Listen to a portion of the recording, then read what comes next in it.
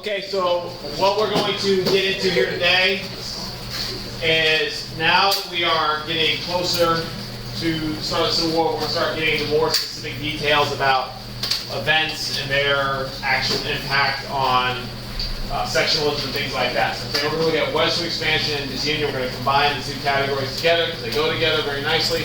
And we're going to move through this fairly quickly because there is a lot to cover. So we'll be touching on highlights. All right, so first of all, we're talking about the antebellum period. One of the things we have not yet really gotten into yet was Western expansion. Okay, so during the antebellum period, we saw more than any other time in American history, more U.S. expansion. Okay, we saw Western expansion, more land acquisition than any other time in U.S. history. Everything from the Louisiana Purchase to today, we'll get into the Mexican cession and what that gave us. So manifest destiny, which is that, of course, idea that the United States had some divine right to own and take all of the Western territories all the way to the Pacific Ocean is going to be a major factor in increasing sectionalism over the issue of slavery. Okay, now when we talk about land acquisition, during the antebellum period, the single most important land acquisition the United States is going to get is, of course, going to be the Mexican cession. So let's talk about the background of that. In 1836, Texas, declared its independence from Mexico. This is known as the Texas Revolution. Okay, and after a war between Texas and Mexico ended, with Texas, at least for the time being, temporarily securing its independence. Okay, now this created the possibility of the U.S. annexing Texas. Okay, because once Texas had gained its independence, it realized it was a precarious situation, which, while it had gained its independence, it may not be able to permanently hold on to that independence, because Mexico still had its eyes on the Texas territory. So, the Texas Revolution will ultimately lead to the next step, which is Texas annexation by the United States. For years, this was up in the air. There was a lot of debate. Southerners were overwhelmingly in support of annexation. Okay, Northerners were opposed to it because they, of course, feared that more territory being added to the United States would see an expansion in slave power. And they were right. So this was a sectional debate. Should we annex Texas or not? At the end of the day, we will annex Texas. Okay, in 1845, Texas becomes part of the United States. Okay, not only did this add more territory to the South, creating sectional tension over the issue of slavery, because slavery would be extended to Texas, but it also caused tensions between the United States and Mexico, because Mexico never actually formally relinquished control over Texan territory permanently. Okay, they still had their goals set on reclaiming Texas. So the fact that the United States had swept in and annexed it kind of stole Texas right out from underneath them. So now they were very angry with the United States. So now the tensions between the U.S. and Mexico were very high, which will eventually lead to a future conflict, which will lead to the single biggest land grab in the antebellum period. Okay, so annexation of Texas was a big step towards that. So this increased tensions because of more southern slave territory. All right. All right. Now, the other thing we talk about is Western expansion, even before the annexation of Texas. Yes. Yeah. So wait, did you say the North was mad because they didn't want more cities? Right. The North did not want more territory because they believed it would see an expansion of slave power, which allowed them to overpower them. And the South wanted it. South wanted it because of slavery, right? All right. So people were heading west even before all this, and you can see it on this map. This is before the Mexican cession and even before Texas annexation.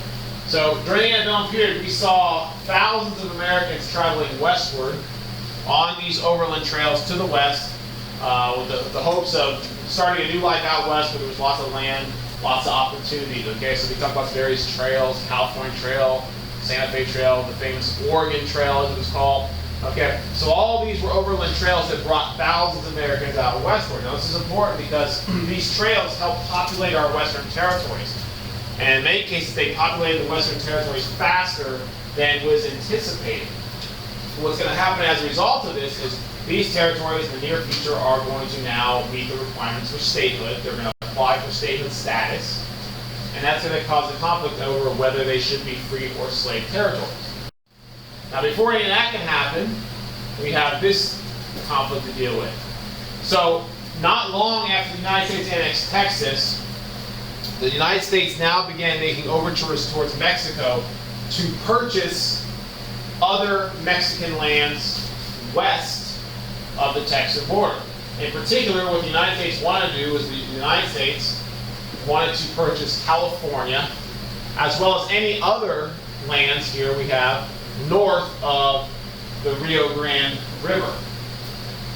All right, this was the natural extension of the United States territory as they saw it, part of that manifest destiny. We believed by right it should be ours, so we wanted it. Now, we initially offered to buy this land from Mexico. However, when they rejected our offer, we began to send military patrols into this region right here, this shaded region.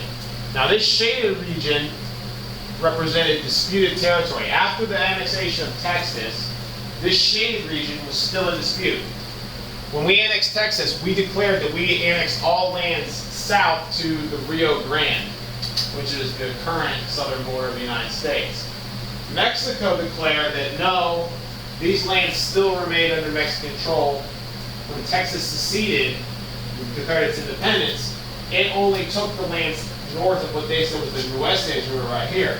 So all this shaded territory was in dispute. We claimed we owned it, Mexico claimed they owned it. So following the rejection of our offer to buy these lands, we sent military patrols into the disputed region, and ultimately this led to a skirmish with Mexican troops in the region. All right. Now, after the fighting, both sides claimed the other was responsible, that they had provoked violence on their own, that they had provoked violence on foreign soil. The Mexicans claimed it was their territory. We claimed it was our territory. Okay. But regardless, this was a provocation of war. So following these skirmishes, the United States declared war on Mexico. This becomes the Mexican-American War. Now, why is this relevant to this? Well, as you can see, the Mexican-American War lasted for about 2 years. It was a very one-sided war. The United States won every major engagement, including several major battles on Mexican soil down here. You can see them.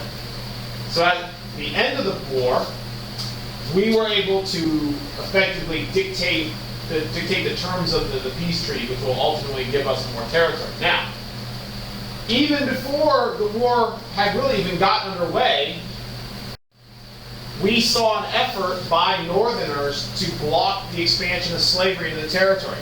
Northerners perceived the Mexican-American War as being a war being fought simply for the purpose of expanding the South and expanding slave territory.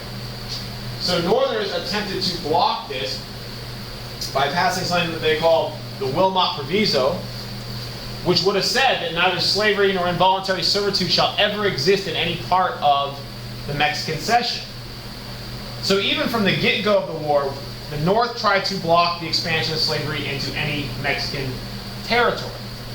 Now this ultimately was a failure because the slave power South was able to block it from happening, which meant that any land that we will get from the Mexican-American War, will be possibly, not for sure, but possibly open to slavery. So many Northerners criticized this war as a war being fought simply for the expansion of slavery. Of course, famously, Abraham Lincoln, who was a congressman at this point, he became kind of a national figure by condemning the war as being part of a slave conspiracy.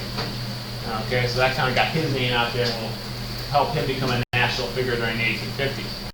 All right, ultimately, the war is over by 1848. 1848, we signed the Treaty of Guadalupe, Hidalgo. Okay. As a result of the treaty, the United States receives all of the land you see in green here, which is referred to as the Mexican cession. So we were the big winners in this war, there's no doubt about it. In addition to getting all the land you see over here, we also established our southern border all the way south to the Rio Grande, this river right here.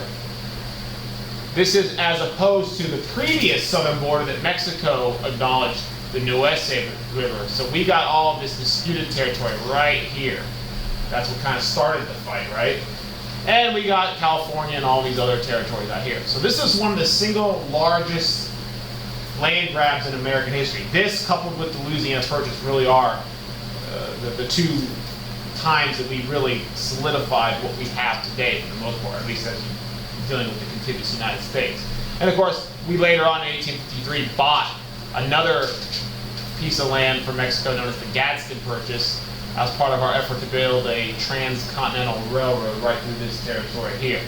So that actually ultimately is what finalized our southern border, and that is where our southern border, of course, remains today. It's been pretty much finalized since 1853.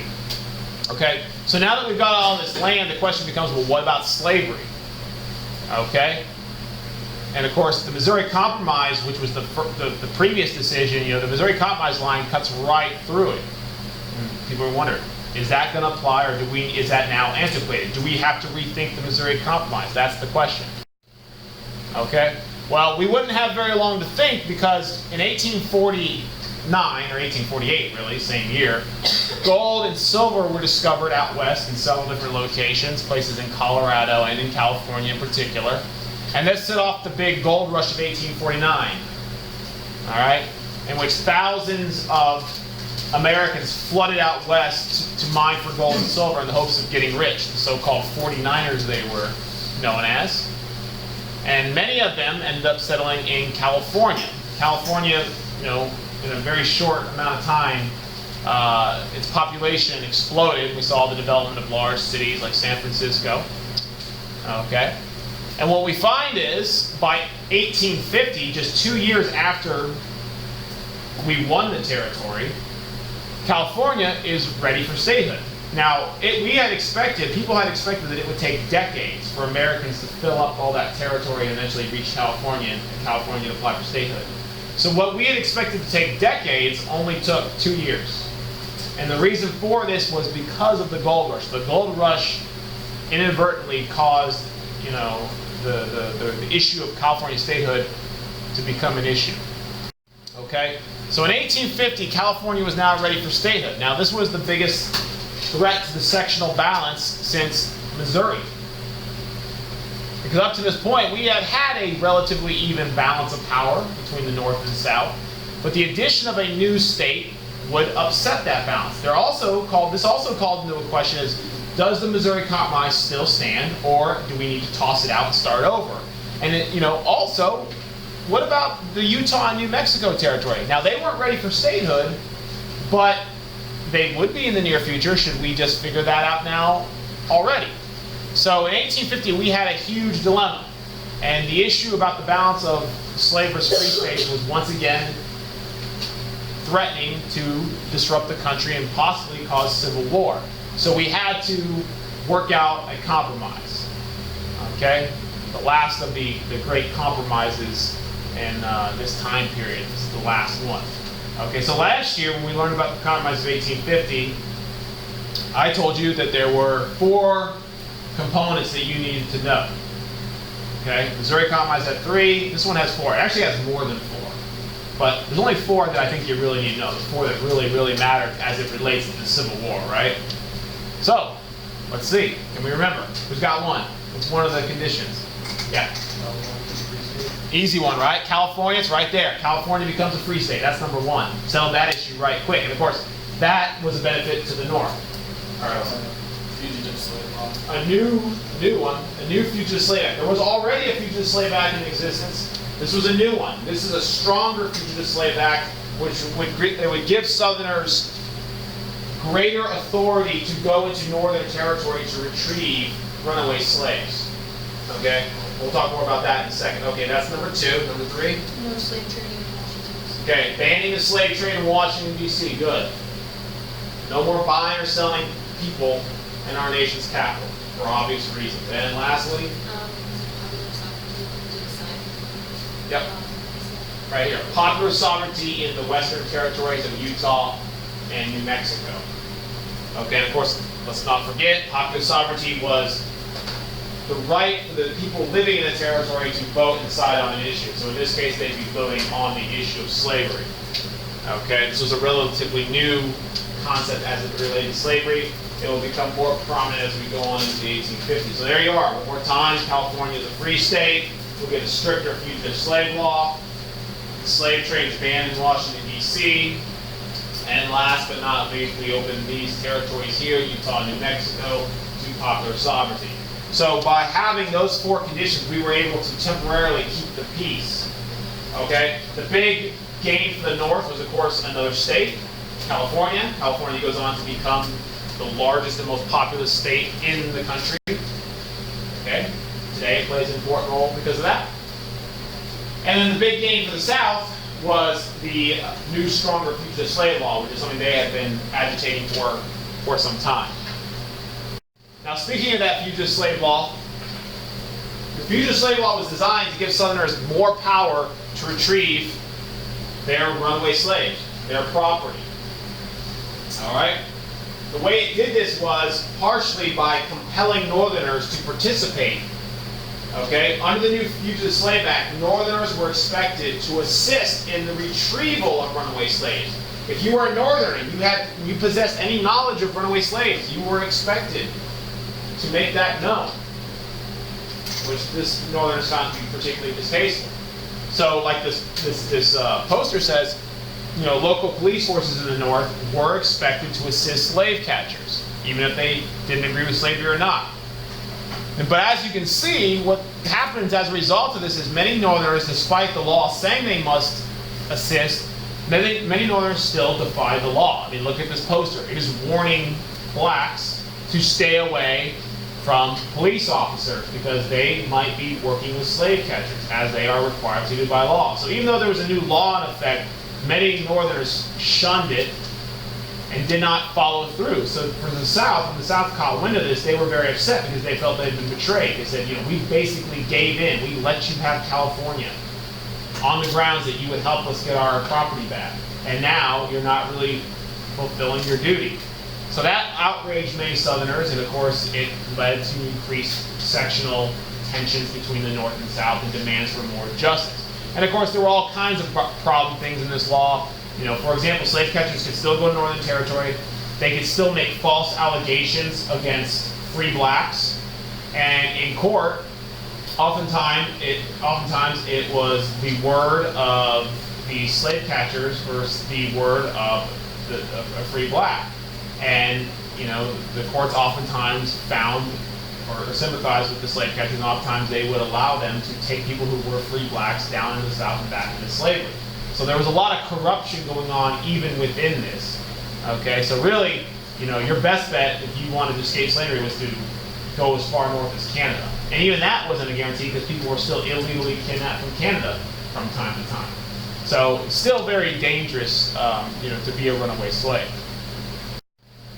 Okay, so in the 1850s, we also see the increase in literature also condemning slavery. You know, the 1850s is probably the most, you know, contentious decade in American history. I was saying in one of the earlier classes, I said the two probably most exciting decades in American history are the 1850s and the 1960s. Both were very, very turbulent times. Okay? I would say the 50s is probably the most turbulent, you know, since it kind of ended in a civil war. The 60s did not end in one of those. But anyways, so why? So we start to see, you know, literature play a role. Uncle Tom's Cabin, I'm not going to really talk about this too much. You guys should know this. Was released in 1852. The novel condemned slavery, widely read, very popular in the North. You know, for many people, it was their first personal experience with the institution of slavery since they didn't have slaves. If you didn't have a slave and never seen slavery, you didn't understand it. But this book could help you kind of get some insight into how horrific the lives of slaves were. So that played a very important role. Of course, in the South, it was universally condemned. They banned it, burned it in the South. Okay. Now, we also see continuous efforts to expand the South. 1854, we get the Austin Manifesto. Okay. This was a planned attempt by the United States to acquire Cuba. Okay. The plan was, although it never came to fruition, the plan was to offer Spain, which owned Cuba, money to buy Cuba. And if Spain rejected this offer, there was the possibility that the United States might try to seize Cuba by force in its efforts to realize manifest destiny. Now, this actually never took place, largely because news of the scheme leaked out before it could actually be put into place, and the North so universally condemned it that the U.S. government abandoned all ideas of this. The reason why it was condemned was because the Northerners, this was simply just another example of Southerners trying to expand slave territory. If Cuba had been acquired, it would have probably been inevitable that slavery would have spread there as well, just by virtue of proximity and geography and climate. The agriculture there would have been conducive to slavery. So Northerners were, rightfully, worried about this, but it didn't actually happen. But once again, it wedged a rift between the North and the South, because the North saw this, once again, this is a conspiracy. They're out to do this. We've got to stop them. Okay. Now, by far, probably the most controversial thing of the 1850s that led to conflict was the KansasNebraska Act. Okay, 1854, Kansas, this territory here, was ready for statehood. Once again, the question was, well, what about slavery? Now, by this point, the Missouri Compromise was pretty much done for. Okay, the Compromise of 1850 had, in many ways, nullified the Missouri Compromise and made it obsolete. You can see there's the Missouri Compromise line. You can see it extends all the way through California, so it had not applied there. So by this point, we needed a new decision as it related to Kansas and Nebraska. Now, to the rescue comes this up-and-coming young Democratic politician by the name of Stephen Douglas. Stephen Douglas, who was kind of considered to be the future of the Democratic Party, he steps forth and says, what about popular sovereignty? Let's let that be the answer. Let's let the people of the territory decide whether we should allow slavery there or not. Okay? So what we get here is, under the KansasNebraska Act, Kansas and Nebraska, the status of slavery there will be determined by popular sovereignty. We're going to let the people of that territory have a vote and decide whether we'll have slavery there or not.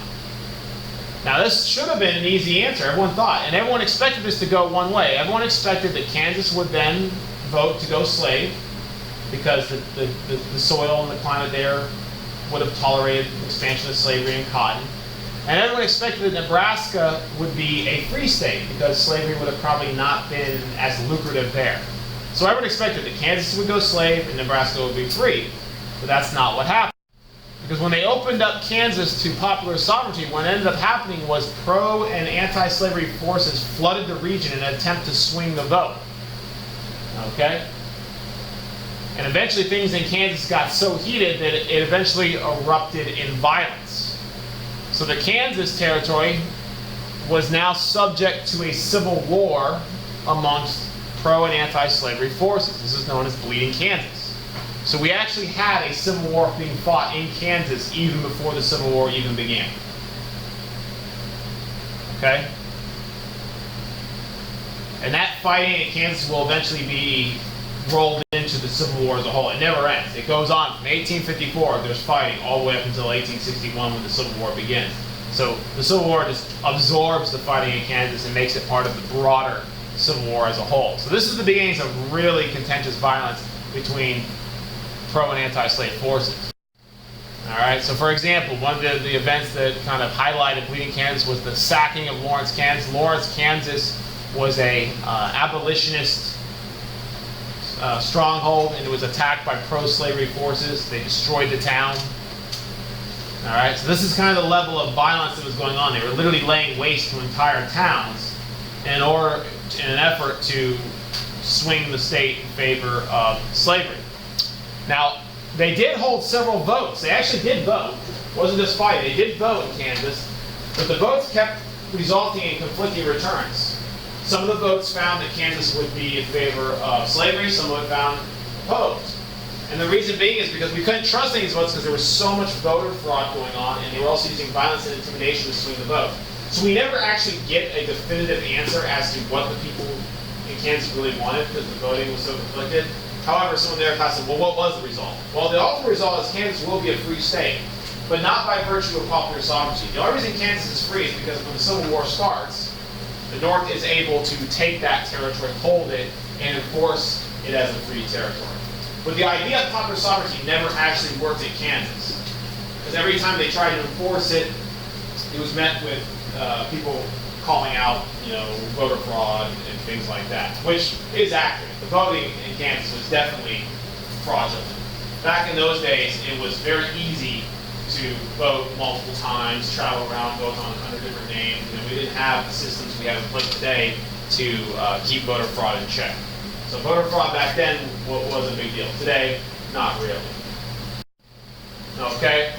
Now, all the fighting in Kansas also eventually spilled over into politics. This is the famous event in which a U.S. Senator, Charles Sumner, in response to the bleeding Kansas, he gave a scathing speech in which he attacked the South and blamed them for the violence in Kansas.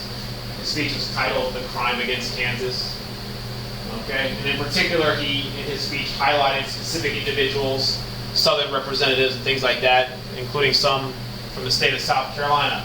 So, in response to his speech, Sumner was attacked by another congressman, a guy by the name of Preston Brooks, who beat him with a cane, beat him unconscious, almost killed him.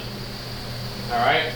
Now, this kind of is being used as an example of just how heated things were getting in the country over the issue of slavery. That violence wasn't just going on in Kansas; violence was now spilling over onto the floor of the Senate. Okay, so this is something that's relatively unheard of in American politics. The fact that we could have elected officials doing things like this. Okay, and of course Preston Brooks, to give you an idea, Preston Brooks was censured by Congress for his acts, but he was widely supported by Southerners. Southerners celebrated him. They celebrated him for defending the South. Okay, so they were not afraid to endorse violence if it was in an effort to protect slavery. Now, gotta be fair, the pro-slavery forces weren't the only ones engaging in violence. We also had radical abolitionists engaging in violence, the most prominent of which was John Brown. John Brown was, of course, the radical abolitionist who later on would be involved in the Harpers Ferry raid, which I'm going to get to. But first, he was engaged in some other violent acts in Kansas. So John Brown, before he was engaged in the Harpers Ferry raid, he was involved in something that was known as the Potawatomi Massacre, in which him and several other radical abolitionists, they massacred the residents at a pro-slavery homestead in Kansas. They murdered people.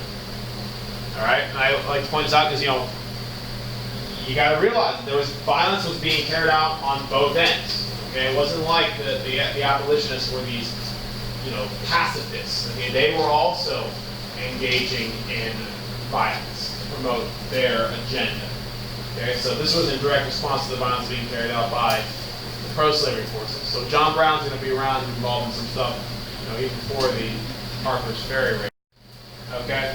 All right. Fast forward 1856, we get an election year. 1856 presidential election. We see the first appearance by the Republican Party. The Republican Party emerged very quickly as the next big party in our two-party system, replacing the Whigs. And of course, the Republican Party also adopted much of the Whig platform, which called for blocking the expansion of slavery into any more territories. Now, in their first big election, the Republican Party loses, but they win quite a few electoral votes and a lot of popular votes. This is the most successful appearance of a new party ever in American history. We've never seen a party appear that quick and with that strong a result. So this is the birth of the Republican Party, the same Republican Party we have today. This is where the title came from. They definitely got different views. Okay, but this is where it came from. Okay, so that's a very, very strong showing for a first turnout. And while they lose, it does set the stage for the election of 1860, which is when Abraham Lincoln is running as a Republican. Okay, now one of the biggest events of the 1850s, 1857, was the Dred Scott case. This is the big one. Okay, this was the Supreme Court case in which Dred Scott, the slave, was suing his master for his freedom. His argument was that since his master had traveled with him to free territories, during his life, he should be immediately awarded his freedom because, of course, slavery did not exist in those territories. Therefore, how could he have remained a slave? So he sued his master in federal court. The case went all the way to the Supreme Court, where it was heard by the justices. And they dismissed the case outright, stating that as a slave, Dred Scott had no rights, and therefore he lacked the very right to petition in federal court. Only American citizens have the right to sue in federal court. If you are not a citizen, as you are when you are a slave, you don't even have the right to use the courts as a tool. Therefore, they threw the case right out. They didn't even hear it. They said, forget it, you're gone. So Dred Scott would remain a slave. Now, they could have stopped there, and this would not be much of a case. But they didn't stop there, and they went on. So what the court decided to do was they decided to use the Dred Scott case as an opportunity to settle the issue of slavery. Okay? The court took it upon themselves to go further so as to make law. Okay, this practice is oftentimes referred to as judicial activism. Judicial activism is when the court attempts to go out of its way to change laws. Okay? And that's exactly what they did here at Dred Scott. So what happened was the Supreme Court Chief Justice at the time was this guy named Roger Taney. And in his opinion, he wrote that not only do slaves not even have the right to appear in federal court, that was already a given, they said, but they went on further to interpret the Constitution so as to protect the right to slavery. All right? And remember, only the Supreme Court is allowed to interpret the Constitution. They are the ones alone who decide what the Constitution means and what it says. They're the ones who say that. So how did they come to this decision? The Supreme Court said that since the Constitution guarantees American citizens' right to private property, you are absolutely guaranteed the right to own private property. It is protected. Okay? In the Fourth Amendment to the Constitution, no one ever talks about the Fourth Amendment, but the Fourth Amendment is really important. Everyone wants to talk about the First Amendment or the Second Amendment. But the Fourth Amendment is really important. The Fourth Amendment says that you have the right to be secure in your possessions and private property, and the government cannot search or seize your private property, okay, without good cause, without legal cause. They can't just do it. That's why the police can't just search your house whenever they want. That's why the government can't just come in and just take your belongings, okay? Because you are protected under the Constitution. Now, the reasoning of the court was that since the Constitution protects your right to private property, and slaves are private property back then, therefore, the Constitution protects the right to slavery. Now, if the Constitution protects the right to slavery, that means there can be no laws that challenge it, because no law is allowed to challenge the Constitution. The Constitution is the supreme law of the land. You cannot violate the Constitution, no matter how much you want to. The only way you can challenge the laws of the Constitution are by amending the Constitution itself. So according to the Supreme Court, you could not take slavery away. Slavery was a constitutional right. Now, this was probably the single strongest argument ever made in the history of our country in the protection of slavery. If the court says slavery is constitutional, it is. So as a result of this ruling, follow the letter of the law, slavery is now legal. It's not just legal, it's legal everywhere. Because no state laws are allowed to challenge that. So of course, Southerners saw Dred Scott v. Sanford as the greatest court case in the history of mankind. This is awesome for them. They loved it. The North, of course, immediately condemned it, said this is judicial activism, this is wrong, this is interpreting the Constitution, but it is what the court said. Now, practically, did anything actually happen as a result? Did northern states all of a sudden now become slave states? No. The reality of the situation is the court can say whatever it wants, but unless someone enforces those laws, it's not going to mean a whole lot. So even though the court did say slavery was legal everywhere, we didn't see a massive change to the status of slavery. Slavery remained in the South. It still continued not to exist in the North.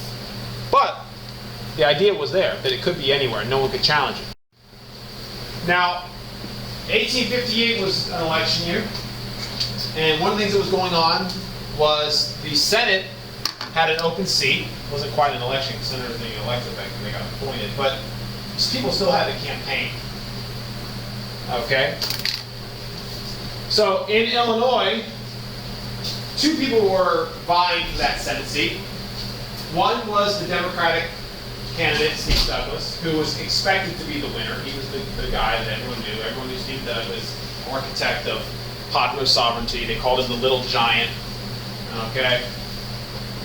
His opponent was the relatively unknown, but up-and-coming Abraham Lincoln. Okay? Now the two, Steve Douglas and Abraham Lincoln, decided they would debate each other, okay, over the course of the campaign to kind of put out there where they stood on the issues. Okay? And in several different debates, they debated themselves, each other, and these have become now regarded as some of the best political debates in American history. Okay, if you ever get a chance to read them, they're pretty amazing. They make modern debates, look childish in terms of level of sophistication being used. Okay, and of course, this is one of these debates is the one where Lincoln made this famous statement about how a house divided against itself cannot stand, referring to us being perpetually divided between slavery and freedom. But whatever. The part that no one ever talks about is probably the single most important part about the debate. Everyone always wants to talk about the debate, how cool they were, and the house divided. That's all great. I'm not taking that away. But what everyone always neglects to talk about is how the debates had an impact on Stephen Douglas, and basically they're going to cost him later on the presidency. And I think that's the most important thing. At one of the debates in Freeport, Illinois, Lincoln managed to corner Stephen Douglas. Okay? Now, Stephen Douglas was Mr. Popular Sovereignty. That was his answer for slavery. Popular sovereignty. Popular sovereignty. So Lincoln asked Douglas, he said to him, if you're so all about popular sovereignty, how does popular sovereignty fit within the Supreme Court decision in Dred Scott? Because, of course, according to Dred Scott decision, slavery is legal everywhere, regardless of what people say. Okay. You say popular sovereignty. What does it matter what people say? Slavery is legal everywhere. So Stephen Douglas was kind of stuck. He had to give an answer. So what Stephen Douglas said was this. This is known as the Freeport Doctrine. And it's probably the single biggest political mistake of his life is saying these next words. Stephen Douglas says, if people of the state don't want slavery, they just simply don't have to pass laws enforcing it. And it won't exist. He says, it's true you can't ban slavery outright, but if you don't actually enforce slavery, does it work? No. You have to have laws to actually make people stay in slavery. Okay? So this is how Stephen Douglas justifies slavery under the Dred Scott decision. Now, why is this such a big deal? Well, Stephen Douglas was a Democrat, and the Democratic Party was a party of the South. Southern Democrats didn't want to hear Freeport Doctrine. All they wanted to hear Stephen Douglas say was, yeah, slavery is legal everywhere. That's it. But he couldn't say that because he had to defend popular sovereignty, which was kind of his idea. So by not doing that, while he goes on to win the Senate seat, Stephen Douglas will win this election, this appointment. He will win. He will become senator. Lincoln loses his election, his appointment. But 2 years later, when they're both running for president, Southerners will not support Douglas simply because he said this one thing during the Freeport Doctrine. Had he not, it's possible the South might have rallied behind him, and he would have beaten Lincoln. If the South had not been divided, he would have beaten Lincoln, and Lincoln would have never been president, and there might not have been a Civil War. But because of the Freeport Doctrine, Stephen Douglas sabotaged his own national political career. So this is really important. People don't ever talk about this. This is kind of my thing. I like to talk about this. Is a really important part of American history. One of those things where if this had gone differently, the country might have been, we might have had a completely different history, if not for this one speech. Okay? So, pretty impressive stuff that Lincoln was able to get him on that. Okay. Real quick, let's finish up. So in 1859, we get the raid on Harpers Ferry. I don't need to say a lot of this. We watched the video. John Brown, radical abolitionist, seizes the arsenal at Harpers Ferry. He attempts to foment a slave rebellion in which he's arming the slaves. It is, of course, a failure because there's no way to actually communicate to the slaves in the fields that this rebellion is taking place. John Brown is seriously wounded and captured. He is then put on trial. The trial sensationalizes the topic of abolitionism. Northerners hail John Brown as a hero. They say his violence was in, good cause. He had a good reason for it. It's okay. Southerners, of course, revile John Brown. They say he's a terrorist. Okay, he's a murderer, which objectively are true. I mean, John Brown was a murderer. He killed people. He was a terrorist. He committed violence to achieve political ends. Okay, so the question at the end of the day is, how far are you willing to support abolitionism in your efforts to achieve it? Are you willing to support killing people to free slaves? And that was the question that every Northerner had to ask themselves. Now, if you were a Southerner, this was terrifying. This was not a slave rebellion that was spontaneous. This was a white Northerner coming into your territory trying to get the slaves to kill you. For them, this only played into their fears that the North was out to destroy slavery by any means necessary. So, John Brown and his raid on Harpers Ferry is one of the defining moments as we lead up to the Civil War, because it really convinced Southerners that the end was near for slavery and that the fight was upon them. I mean, we're only a year or two removed from the Civil War. Okay? All right. Let's finish up. So in 1860, we get an election. Now, as I mentioned before, I'm going to be real brief. The Republicans, they nominate Abraham Lincoln, largely off of the popularity he earned while campaigning for that Illinois Senate seat. Okay?